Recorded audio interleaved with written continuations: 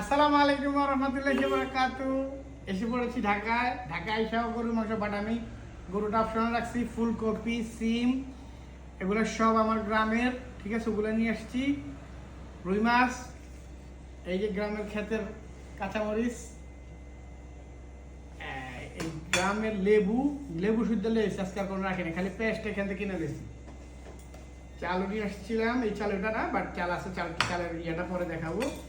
দেখেন আমার পছন্দের আমি খাবারটা, এটা এখন খাবো না, এটাকে এক জাল দিয়ে, আমার এটা আমার বাসি ভাল লাগে, এটাকে একটা জাল দিব, জাল দিয়ে পরে খাবো। কিন্তু এই দেখেন আমি এখন কেমনে খাবো। বিসমিল্লাহির রহমানির রহিম। এইভাবে যে খাওয়ার মজাই আলাদা, বুঝছেন?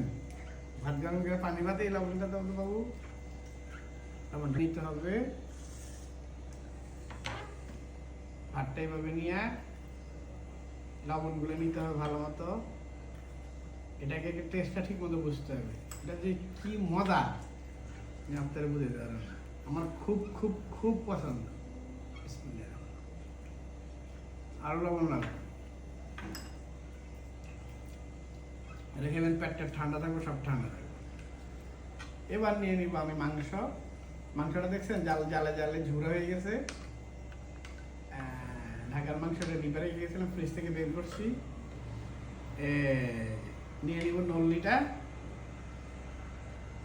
আমার প্রিয় নল্লি। এরপরে নিয়ে নেব আমার গ্রামের মরিচ, নিজের ক্ষেতের। এরপরে পেঁয়াজ, তারপরে খাবার হবে। নল্লিটা বের করে নিলাম।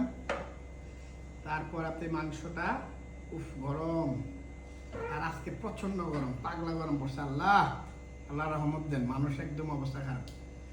এই যেভাবে মাংসের ভিতরে পেঁয়াজটা ভেঙে নিতে হবে, নিয়ে বিসমিল্লাহ বেড়ে আমি দিতে হবে। বিসমিল্লাহির রহমানির রহিম।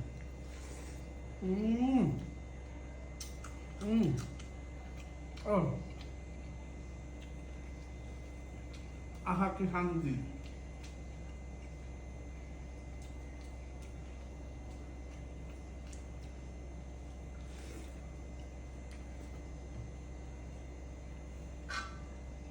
আল্লাহর আমাদের গ্রামে কোরবানটা সন্ধ্যের মধ্যে, সন্ধ্যের মধ্যে সময় কাটলে খেলাধুলা দেখলাম, সব কিছু করলাম।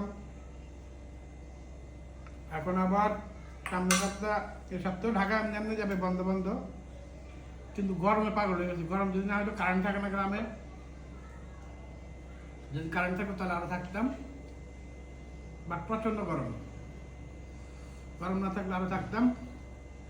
শীতে কদিন পরে একটু একটু ঠান্ডা ঠান্ডা হলে আবার যাবে। কথা বলতে পারি না, মজার কথা বলবো না, খামো। এই কদিন একটু জরুরি উপরে আসছিলাম, খাওয়ারটা আমার মতো খাইতে পারে ঢাকারটা। নলিন পুরো মগজ বেড়ে গেছে গা, আজকে খাইনি, খাই এখন আবার বোনের বাসায় যাবো, বোনের সাথে দেখা করতে। আজকের জন্য এখানে বিদায়। আল্লাহ হাফেজ, আসসালামু আলাইকুম, আহমদুল্লাহ।